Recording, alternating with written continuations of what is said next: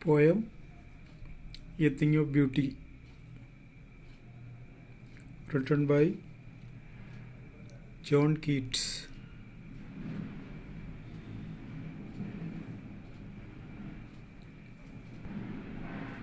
Poem A Thing of Beauty, written by John Keats.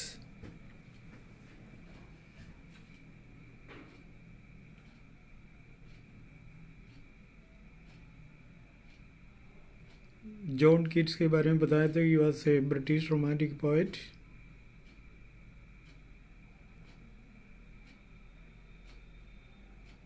His life was a short span of time on this earth. He died in the age of 25.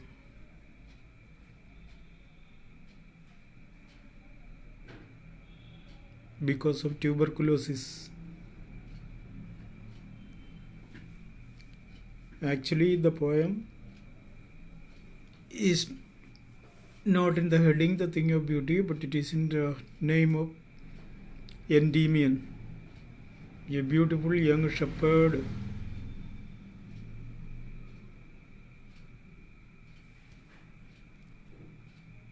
The poem is based on a Greek legend in which Endymion, a beautiful young shepherd and poet who lived on Mount Latmus, had a vision of Cynthia, the moon goddess. कहानी बहुत कुछ ऐसा बताते हैं.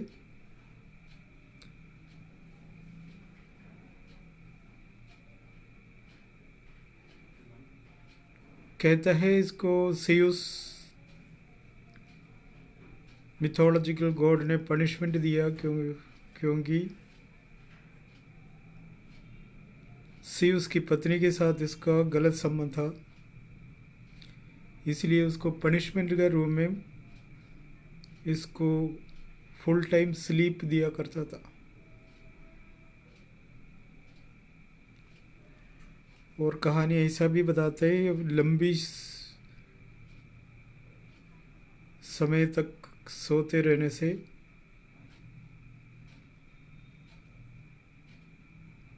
Salient gods, moon gods Cynthia लिखा है यहाँ, salient goddess वैसे नाम है. पोएम में डायना नाम भी दे रखा है, लेकिन एंडीमियन पोएम में सिंथिया नाम से जाना जाता ही है. कई कहानियाँ हैं. कहता है ये मून गॉडस उससे प्यार करने लगा.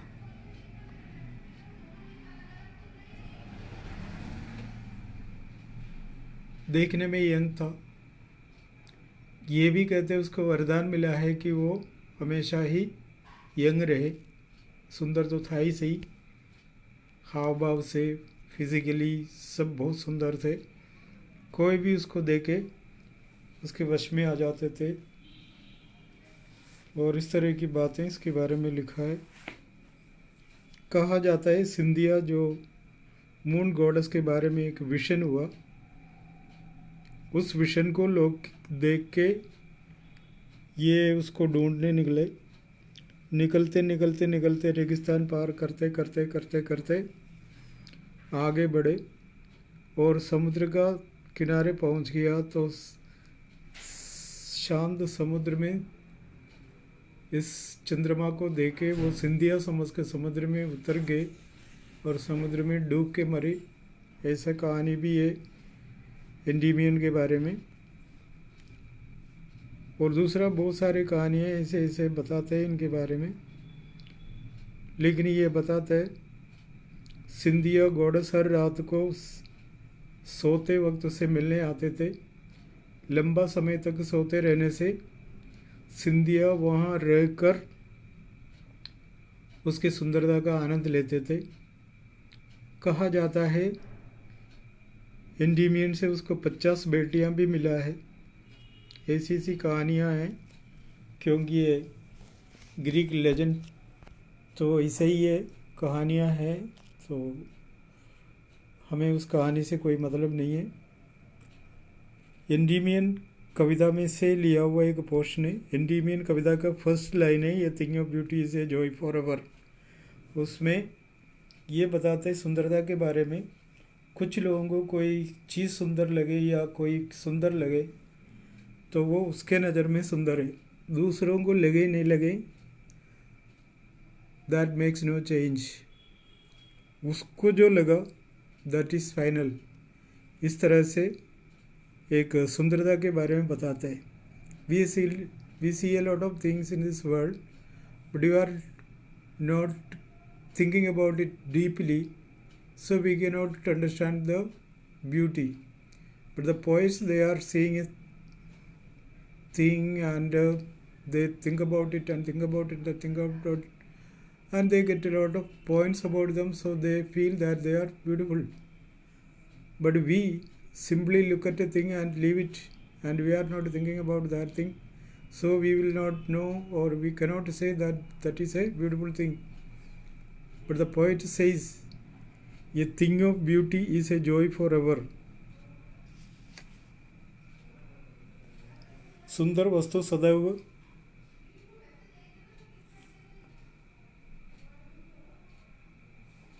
आनंद रूप से आनंद प्रदान करते हैं। A thing of beauty is a joy for ever. सुंदर चीज हमेशा के लिए सुंदर रहते हैं। Its loveliness increases. जब हम उसके बारे में सोचते हैं, इट्स लवलीनेस इंक्रीसेस, या उस वस्तु को हम बार बार देखते हैं तो हमें ऐसा फील होता है, इट्स लवलीनेस इंक्रीसेस। उसका जो सुंदरता है वो बढ़ते रहते है। It will never pass into nothingness. ये फेड नहीं होता, ये हल्का नहीं पड़ता है, उसके ऊपर दब्बा नहीं पड़ता है।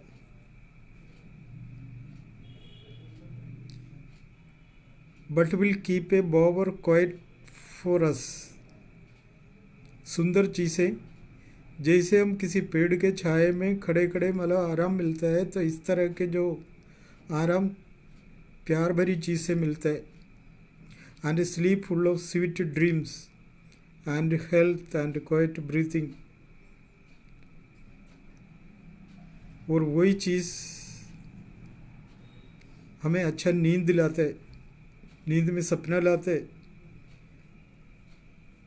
नींद से उठते समय हमें तंदुरुस्ती प्रदान करता है, means full of satisfaction in sleeping, और इस तरह का फीलिंग लाता है। So a thing of beauty is a joy for ever. Its loveliness increases. It will never pass into nothingness but will keep a bower quiet for us. Bower means shady place. And sleep full of sweet dreams and health and quiet breathing. अब ये सोचेंगे हमें तो कोई सुंदर चीज़ लिया तो अच्छा नींद तो मिलते नहीं, it is your fault. But the poet says that his feeling is like that. Romantic कविता लिखने वाले तो रोमांटिक बातों के बारे में ज़्यादा सोच के पढ़ के जान के कविता लिखता है, लेकिन अच्छा नहीं लगा कि उसका मृत्यु जल्दी 25वें साल में हुआ, वरना कितना और अच्छा कविता हमें मिल जाता। लेकिन इस कम उम्र के जीवन में उसने जो लिखा है तो वो लिखा है, वो तो हर दिल को छूने वाली तो कविताएं। वो ये कहते हैं कि थिंग ऑफ ब्यूटी से जॉय फॉर एवर। एक सुंदर वस्तु सदैव आनंद रूप से आनंद प्रदान करती है। And its beauty always increases. इसका सौंदर्य बढ़ते जाता है। It never ceases. ये कभी रुकता ही नहीं है, बंद नहीं होता, फेड नहीं होता है। It never reaches the state of nothingness. वो खाली में नहीं पड़ जाता। ए thing of beauty provides us the Joy like a pleasant and quite shelter and tree. सुंदरता एक पेड़ का नीचे, शेडी पेड़ के नीचे रहते समय किस तरह का जो फीलिंग होता है उससे भी अधिक आनंद प्रदान करते हैं। कहते हैं it gives us a good sleep, sound sleep, and the sleep will be full of sweet dreams, health and quiet breathing. It provides us a sound sleep which is full of sweet dreams, calm and effortless breathing. सांस लेने में कोई तकलीफ नहीं है, ऐसा स्थिति में हमें पहुंचा देते। So a thing of beauty is a joy forever. Its loveliness increases. It will never pass into nothingness, but will keep a bower quiet for us and a sleep full of sweet dreams and health and quiet breathing. So what kind of sleep does a thing of beauty provide us? A thing of beauty provides us a sound sleep which is full of sweet dreams and calmness. What are the different blessing of beautiful things? इस beautiful things का blessing क्या क्या है? Pleasant shelter under A shady tree, sleep full of sweet dreams, etc. How is a thing of beauty a joy forever according to the poet? How is a thing of beauty a joy forever according to the poet? A thing of beauty is a joy forever because the pleasure it provides is not momentary. It leaves a permanent impression on our mind.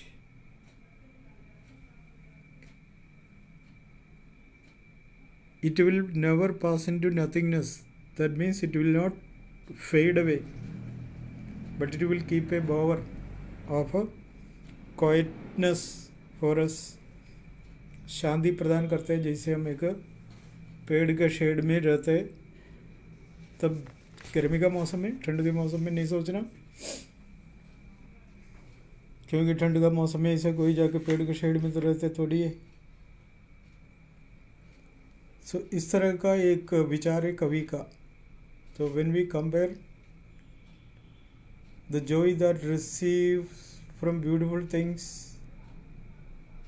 we personally think about it, we can understand what type of calmness and quietness and beauty or happiness, joy that we get from beautiful things. So a thing of beauty is a joy forever. Its loveliness increases, कभी कम नहीं पड़ता, बढ़ते जाता है उसका सुंदरता। It will never pass into nothingness, ये कभी फेड नहीं होता है। It will keep a बोवर quiet for us, ये हमें शांति प्रदान करता है।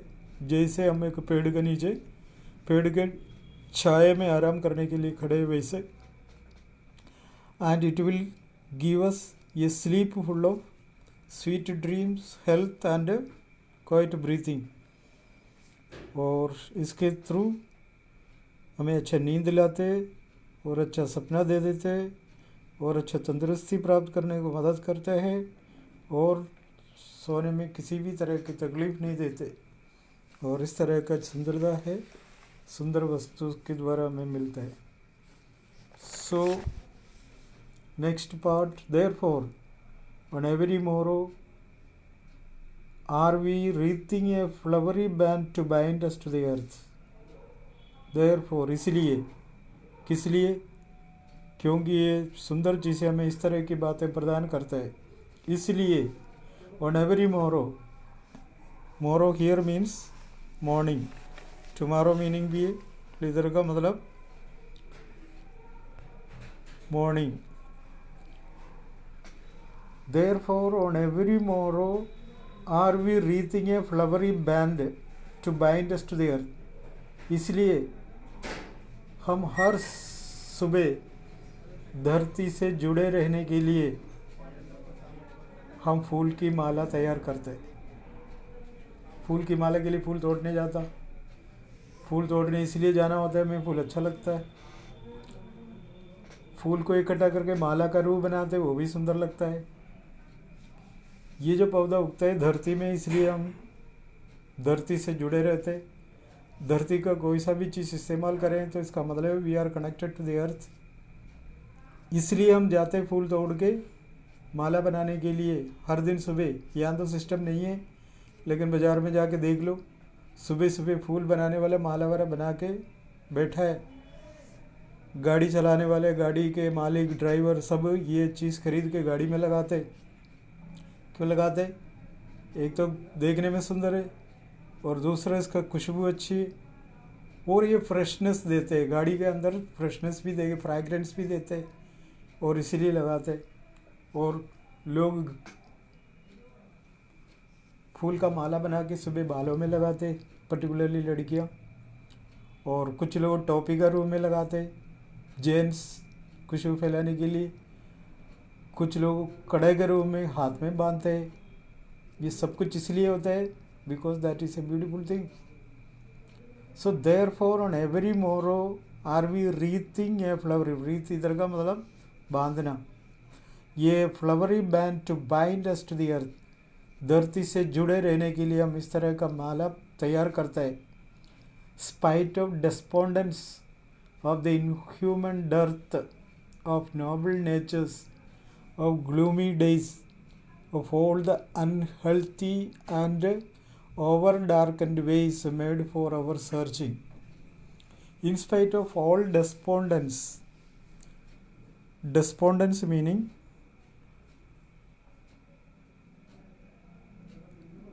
द्वेष,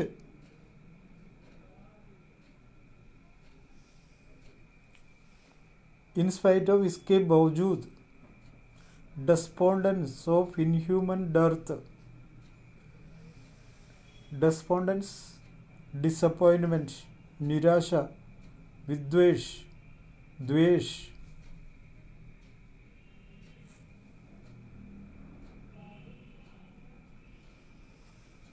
in spite of इसके बावजूद,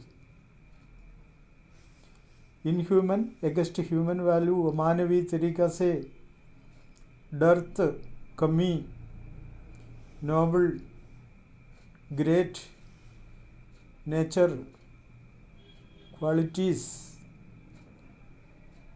ग्लूमी डेज उदास भरी दिन, डार्केंड अशुभ, searching looking for. Therefore, on every morrow are we wreathing a flowery band to bind us to the earth. इसलिए चीज़ें सुंदर है, इसलिए हम सुबह सुबह ताज़ा फूल तोड़ के माला बना के धरती से जुड़े रहने का कोशिश करते हैं। किसकी वजह से? दुख होते हुए भी, उदास होते हुए भी, अमानवीय कार्य करते हुए भी, हमारी आदत बेकार होते हुए भी, हमारा जीवन में उदासी होते हुए भी, हमारी स्थिति अनहेल्थी होते हुए भी, और हमारे जीवन में अंधेरा भरे हुए रहते भी, और हम इस तरह के चीज़ों को ढूंढते ढूंढते धरती से जुड़े रहने का काम करते हैं। Therefore, every day, notwithstanding disappointments, want of human good values, gloomy days and evil ways, we are weaving a flowery band to bind ourselves to the earth. इस सब तरह की कमी हमारे जीवन में होते हुए भी, दुख उदासीनता होते हुए भी, परेशानी होते हुए भी, हम धरती से जुड़े रहने के लिए सुबह फ्रेश फूल को तोड़ के माला बना के हम उस सुंदरता को शो करते हैं। We are doing all these things because we love them, because we like that, because the beauty of the flowers that we can not forget. हम ये सोचेंगे वो कुछ दिन के बाद मुरझा जाता है, that's a quality, that's a habit of the flowers. उससे नहीं, अगर वो मुरझा जाते तो भी हम उसको छोड़ के अर्ली इन द मॉर्निंग नया लाने के लिए कोशिश इसलिए करते हैं because they are beautiful things.